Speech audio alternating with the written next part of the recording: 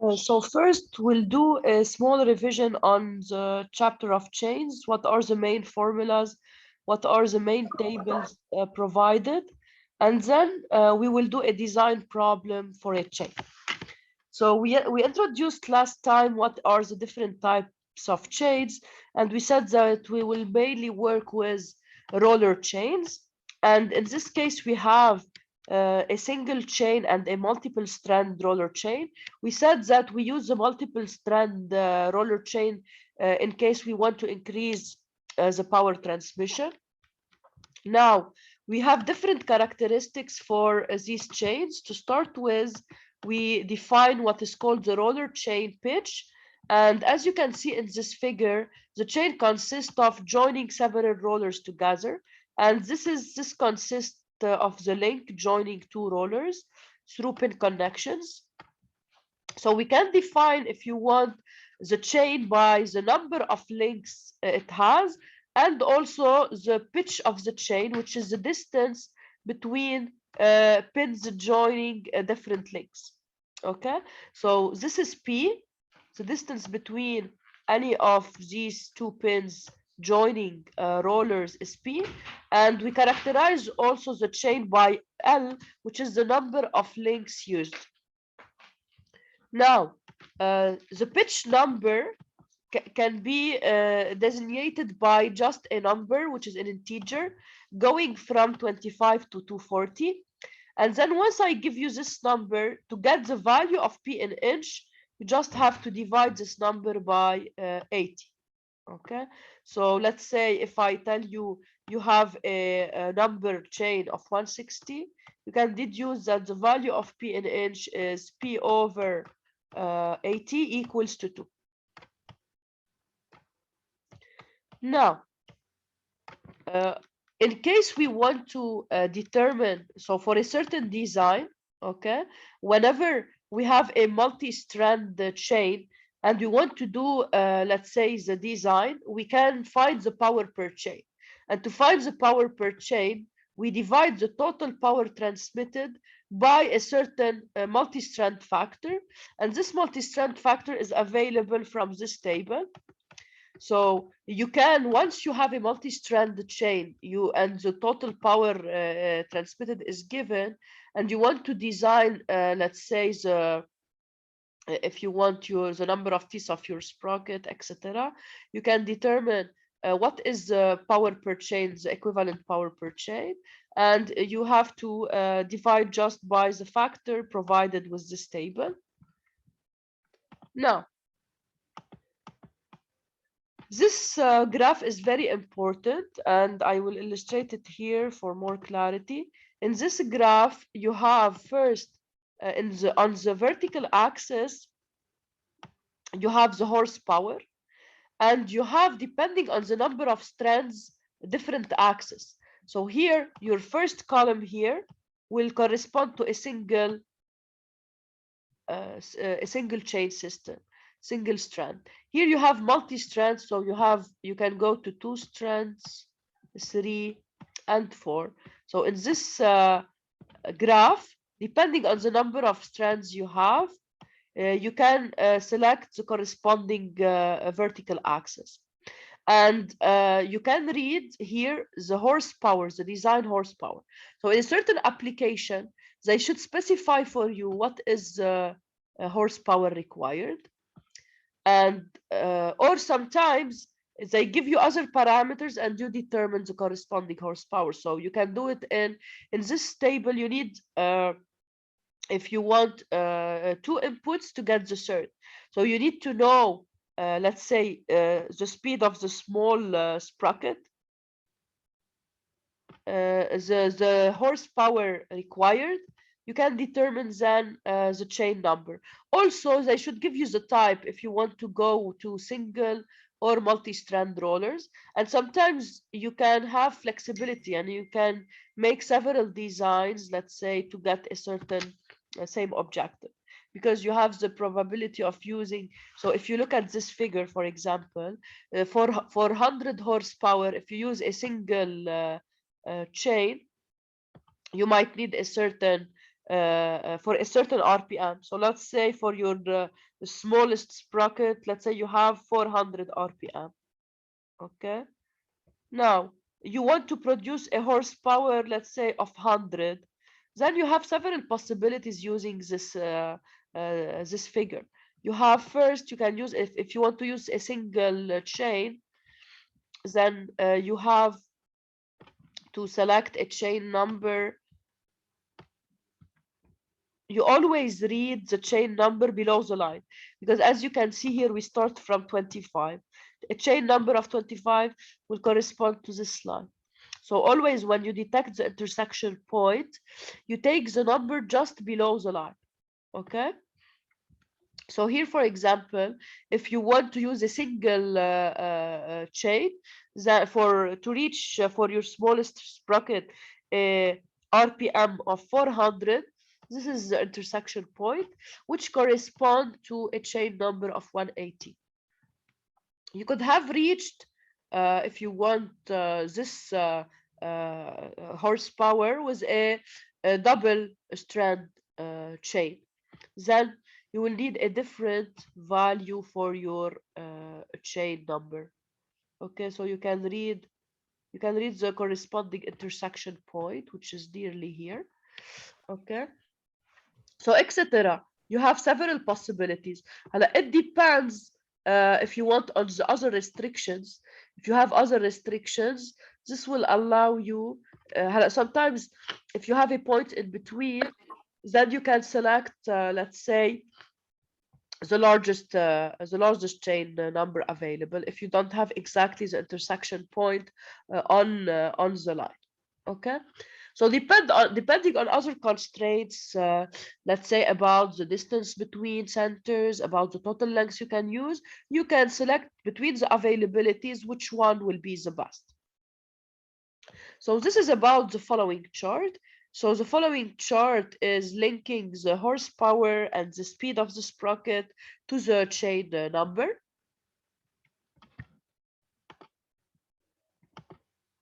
Now, also we determined from this table here, you have for different chain numbers, what are the available number of teeth.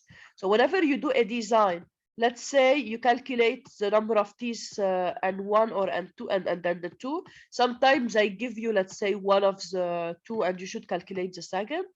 You should make sure that for the chain number you selected, these number of teeth are available.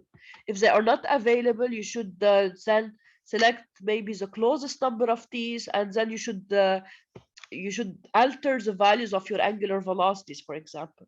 So always when doing the design, you should see in which part I have some flexibility. Whenever they don't specify a certain number to use or a certain angular velocity, you can play with it. Whenever you have something fixed, you should stick to it and try to change the other parameters in order to end up with your desired design. So here, for example, let us say you considered that I have a chain number of 80 and you found out that N1 should be 15 and N2 should be 70. You should go back to this table and check that for this chain number, are these number of teeth available, N1 and N2? So you can see here when they say 8 through 60, this means that any number of teeth between 8 and 60 is available. So for 15, it's okay. However, for 70, if you check, yes, it's here. But if you got, for example, 71, it will not be available here. Okay. So you should always check if it's available or not. If it's not available and you have a certain flexibility in the RPM, you can modify, for example, from instead of 70, if you have 71, for example, you can say I can select 72. And then I update the corresponding angular velocity, which will be for my bigger sprocket. Now, concerning the formulas, we already went over the formulas. Just as a reminder, the the geometrical configuration of the chain is very similar to that of the belt. So you have the smallest sprocket, the largest sprocket, and you have what is little bit different here. In addition, for the belt, you don't have for your pulleys, you don't have a number of teeth. For your sprockets, you will characterize them by a pitch diameter and also a number of teeth. And of course, the ratio of the pitch diameters is equal to the ratio of number of teeth is inversely proportional to the ratio of angular velocities because of the non-slip condition, which tells you that the linear velocity of your chain should be equal to the linear velocity at contact with your sprockets, which is omega 1 times the pitch radius of the sprocket R1 equals to omega 2 times R2. And then you can specify that the velocity ratio omega 1 over omega 2 is inversely proportional to d2 over d1 is inversely proportional to n2 over n1. So this is what is the only difference with belts is that you add these terms, which is like gears, because you have here teeth for your sprocket. Okay, and we already mentioned that the pitch diameter for the sprocket will be a little bit smaller than the outer diameter because the chain will ride on the sprocket. So here you can find the distance. We consider the distance at which the center of the chain will ride on the sprocket. So you can determine then the distance between the two center points will give you the pitch diameter of your sprocket, which will be of course smaller than the outer diameter because the chain will be inserted between teeth. And we have a relation for chains that will relate the pitch if you want the pitch size of your the pitch number of your chain to the number of teeth and to the pitch diameter of your sprocket. Okay, so this is the relation between them. So whenever you have, for example, the pitch of the chain and the number of teeth of your sprocket, you can determine the corresponding pitch diameter of your sprocket, or you can use this formula in other ways. So they can give you D and P and you deduce N, etc. So these are the main characteristics whenever I talk about a chain, the pitch chain number, the number of teeth, and the diameter, the pitch diameter of the sprocket. Now, like belts, we have the advantage of having flexibility in the distance between centers. And we said that this range is determined experimentally. So this equation will give us what is the range of possible center distance to use. In general, if they don't specify for you in the problem what should be the distance between centers, you can just take the middle value as a good design. And in case you have some constraints, so they might tell you the maximum possible distance between center is equal to, let's say, 35p. So you make sure that it lies within the interval, and then you set c equal to 35p. And it can be lower, of course. So it can be between then 30 and 35. So depending on your constraints, you can just reduce the interval of selection. Now, like in belts, we also characterize the chain by the total length. But in case of chain, instead of talking about total lengths, we talk about number of links. Because once you know the number of links, you can determine the total length. Because you have the constraint here that you are relating your links through pins. So the total length of your chain should be a multiple of the pitch of the chain, the pitch number of the chain. And of course, I'm talking about the P in inch. Yani after you get the number P, so P is designated by a number. Once you get the number, you divide by 80. Okay, so let's say it's a 40 number pitch. So you divide by 80, then it's equal to 0.5 inch.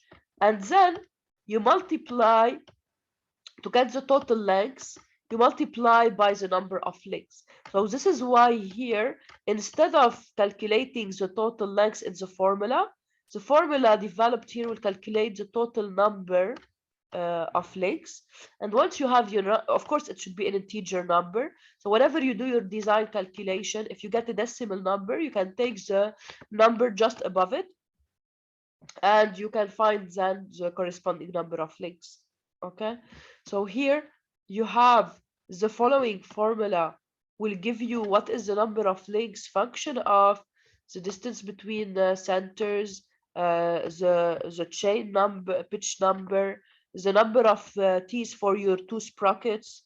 Okay, and as in BALS, sometimes when we get L, for example, that is not an integer, then we should take the integer value, let's say the one just above it, and then you should update the value of C. Okay, because it should be in match with the integer value of L. So you have another formula to give you C function of the chain pitch number, the length of your, the number of links of your chain, and the number of T's of your sprockets, and 1 and 2. Okay, and also as in case of BALS, we have contact angles, and these contact angles will deviate from 180 whenever you have different sizes between the two sprockets. And it's advised, as we said, to not have values of θ1 very low. So for case of chains, we recommend to not go below 120 degrees because this will reduce the efficiency of power transmission. Now, if you want to calculate these angles, you just have to use this formula. As expected, larger the distance between the centers, you can increase the contact angle. So one strategy to increase the contact angle is to increase the distance between centers, of course, within the limit. Yeah, you should not exceed the interval recommended for C, and the difference in size between your sprockets will also affect θ1. So larger the difference between the number of T's of your sprockets, lower will be your angle. فيني اسال شيء بس؟ Yes, بس Angelo, yes, 1 second. Angelo, you are asking in P in the formulas, of course you use the value in inch. You don't use the number. Okay, so in all formulas, when you substitute P, you should substitute by the number over 80. Okay, because you are getting your all of your dimensions. So here, for example, D, you get D in inch, so P should be also in inch here. Okay, so keep in mind to divide the number, the chain number, by 80 before using it in all formulas. Yes, who was asking a question? حسين. Yes, حسين. فيك ترجع على السلايد اللي بعدها. Yeah. اللي كان فيها numerator. This one? لا, the one after تاعت الكونتاكت انجل. Yes. اوكي, so الكونتاكت انجل بالنوميريتور تاعوله في n2 minus n1. No. n2 minus n1 represents the relative side of the two. Exactly. The number of T's of the biggest sprocket minus the number of T's of the smallest one. بس ليش يعني إذا كان number of teeth أكبر يعني بتكون أكبر مش ما دخل لأنه لا تقول لك بلا لأنه أنت the ratio of number of teeth is proportional to the ratio of pitch diameters. Okay. مثل الgears you have N2 over N1 is equal to D2 over D1 is equal to R2 over R1. Okay. So larger is area and larger is the size. بياخدوا مثل يعني المسافة بين التيث والثاني دايما بتكون نفس الشيء. Exactly. ما أنت بتتذكر شو الكونديشن مثل قبل مثل بالgears مثل ما كان عندنا إنه we should whenever you have two gears in mesh you should have the same pitch diameter value diametral pitch بتتذكر؟ Yes. نفس الكونسبت. Okay. So the ratio of diameters will be equal to the ratio of number of teeth. لأنه diametral pitch will be the same. اوكي يعني انت بده يكون النمبر اوف تيس كل ما كبر بدك نمبر اوف تيس اكثر اجباري، لانه understood. الديستنس اذا بدك الديستنس separating the teeth is proportional للسايز of the teeth للسايز of the sprocket للdiameter.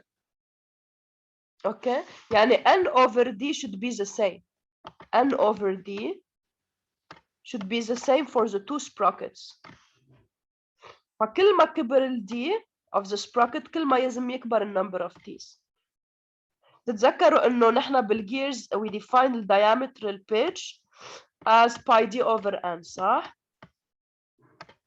وقلنا انه في condition انه whenever we have gears in mesh انه يكون عندنا نفس ال PD، يعني the ratio of d over n should be the same. This will hold also here. يعني larger is the size, larger is the number of teeth. اوكي انا كنت مفكر انه فينا نعمل مثلا حيلا سايز حيلا دايمتر ونكتر تيث قد ما بدنا حسب التشين اللي عم بستعملها، no حسب البيتش تبع بقول لك ليه؟ لانه التشين. هي بتجي على قصه السynchronization of operation، انه it's better to have same ratio of n over d، ما تغير هيدا الريشيو between the two sprockets. اوكي yes. okay so now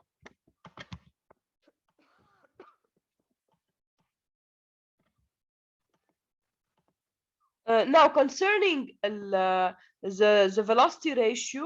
Okay, so as we already mentioned, because we are imposing a non-slipping condition, then the ratio of angular velocities of the driver and driven sprockets is inversely proportional to the ratio of pitch diameters. And as we mentioned now, we have the d over n is constant for the two sprockets, so the ratio of diameters of pitch diameters is equal to the ratio of number of teeth.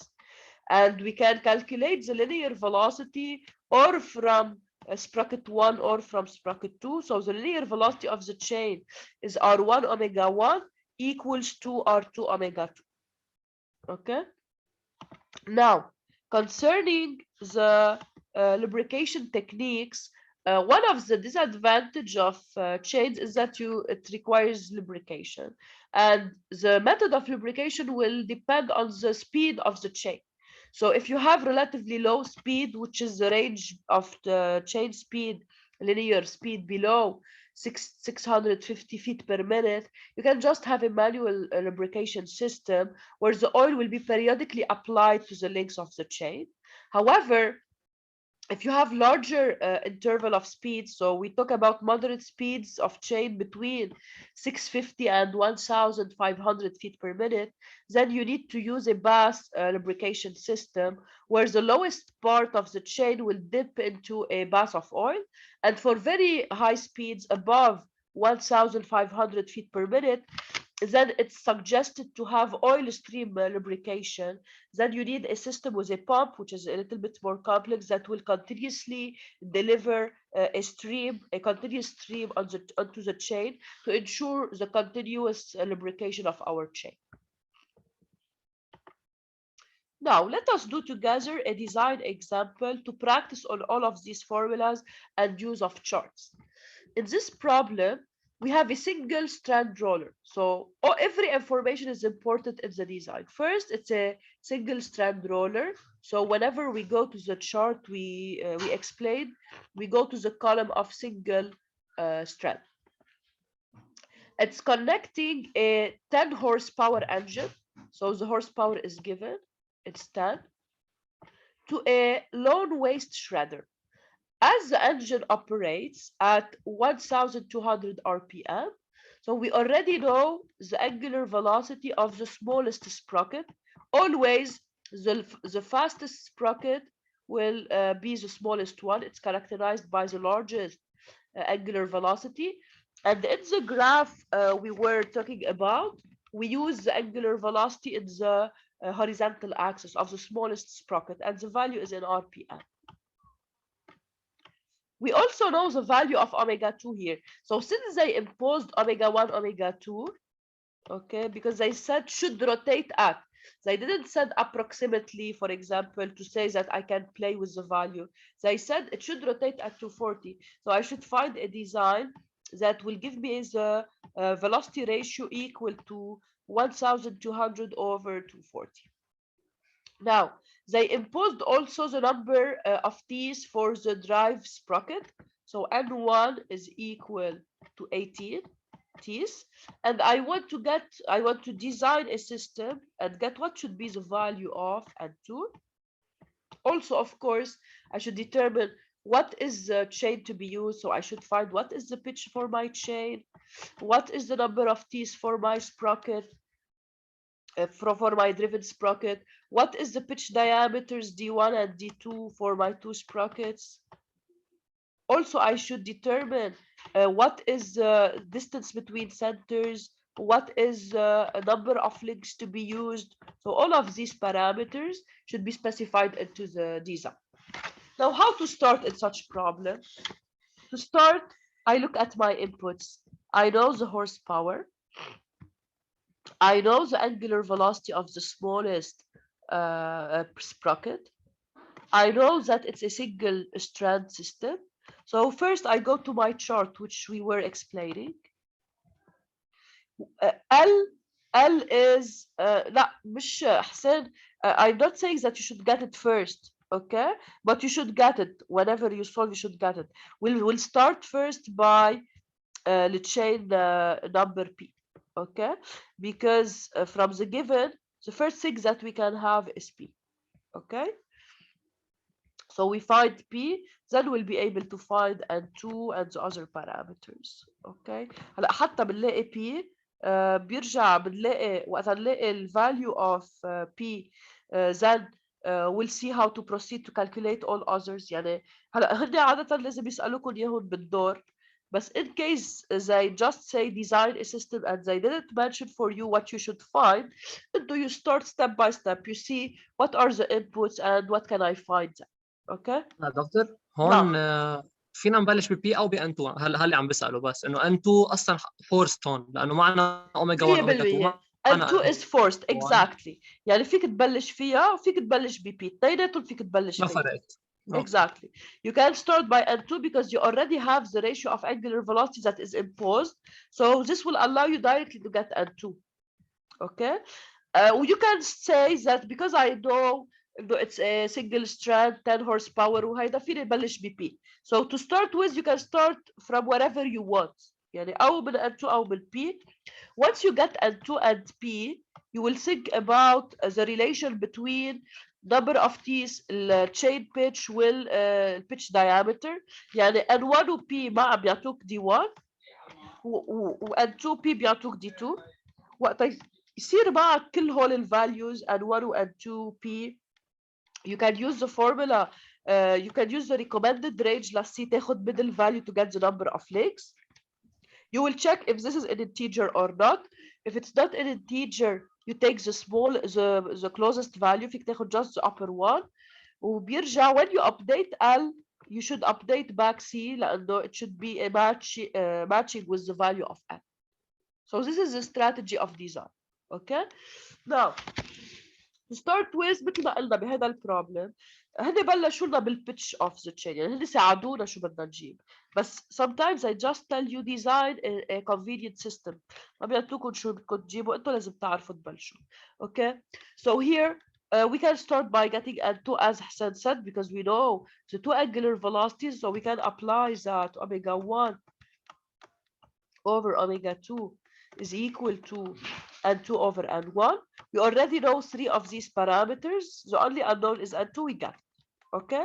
Now, next step, I need to characterize my chain. I need my chain number. Since I know that it's a single chain and I know the horsepower and I know the angular velocity of the smallest sprocket, I will go to the graph we introduced today.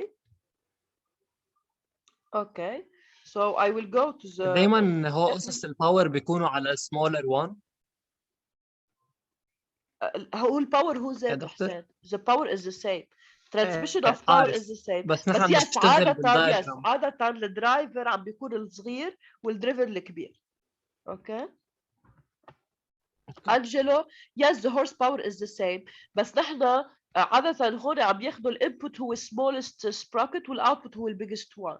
هلا منه اجباري يعني يكون هيك، بس in the majority of application the input is the smallest one and the output is the bigger one. بس still the power is the same يعني because of power transmission مبدئيا you have same power on both.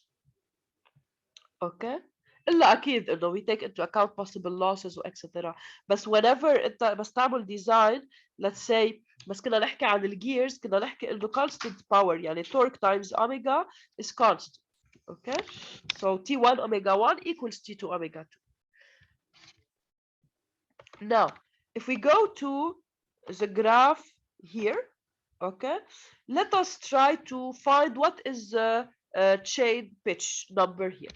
So to start with, the first input is the speed of the small sprocket, which is 1200. Yani, if I want to, this is the line, the corresponding line. Now my second input, since I'm working with a single sprocket, I take the first vertical axis. So this corresponds to a single one. بيرجع عندكم حدا 2 strands, 3 and 4. So since it's a single strand roller, I will take the first column and I want to have a horsepower of 10. This is the horsepower of 10. Okay, so as you can see, I have an intersection point here on this line. Okay, and always here you read the number just below the line as we said. Now as you can see we started with 25. هيدي اللاين تبع 25. So this line here will correspond to a chain number of 40. Okay, so I will select pitch number of 40, and don't forget to get the value of P in inch. I just say it's 40 over 80. It's equal to 0.5.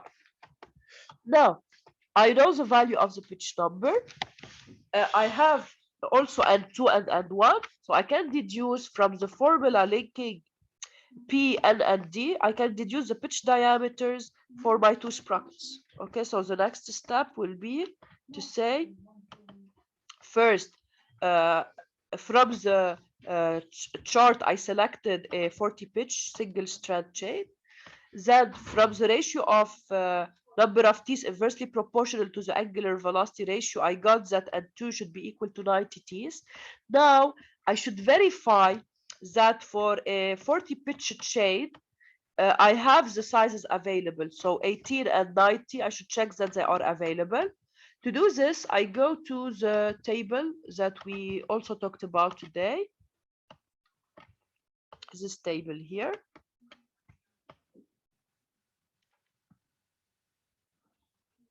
I can check from this table that for a chain number of 40, first 18 is available because it's in the interval from 8 through 60, and also 90 is available. You can see it here. You find it exactly. So it's fine for me. Both are available for a chain size of 40. Now next step. What if they were not? Or واحدة منهم was not? Yeah, if we don't have it available, you can just look. It depends if you have flexibility on the RPM. Okay, if they told you approximately, let's say equal to instead of saying exactly 240 RPM approximately, you can say, let's say you got 91. Okay, you say 90 in this here in this range, 90 is the closest one, for example. So I will select 90 and you update the angular velocity. You say I'm not able to reach it exactly equal to this value. So if they say approximately for omega, you have this opportunity. In case it's not, you should check then another configuration, configurations that can help you to get this design. or you should control the angular velocity of the input يعني بدها تكون controllable مش fixed. So it depends. You have several possible solutions. Okay. So now we checked that these number of teeth are already available. What is the next step? Once we have the number of teeth and P is already can be calculated, don't forget to find the value in inch, because here you should replace by the value in inch. So now use the relation between the pitch diameter of a sprocket, the pitch number of the chain, and the number of teeth for your chain. Then you get what are the values of D1, D2. As expected, of course, D2 will be much larger because since N2 is much larger than N1. Now, after I determined P, D1, D2, and 1 and 2, I move to the specification of my C, which is the distance between centers and the number of links, okay? And of course, I can also find what should be the speed of my chain in order to indicate which lubrication system to use. So as I have already found the value of omega and D. Omega is given and D is calculated for for sprocket 1 and 2. So now I can say that the belt the chain speed can be determined or from sprocket 1 by doing R1 omega 1, or from sprocket 2 by doing